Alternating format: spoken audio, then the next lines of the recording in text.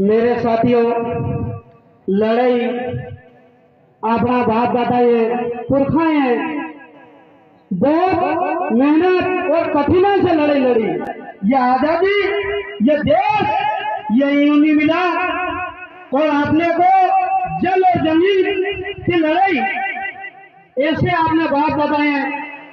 कोई किसी ने पढ़ लिख के वो देता है ना, क्या बोलते हैं इसका, ऐसे कोई हमको नहीं दिया है।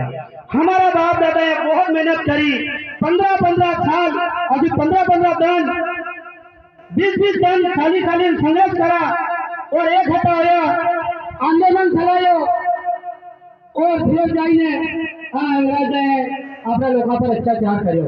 तो अंग्रेजे किस हिसाब से वे अपने लोगों पर अत्याचार करते थे। साथियों, बहने भी है और माता भी है और भाई भी है। आप अगर वे अत्याचार करता था, वे उन लोग तुम्हारा कांगड़ा जो गिगड़ा है वे भी खरीदागा। एक तो अत्याचार करता था कि आज साहब आवी रहे बड़ो एक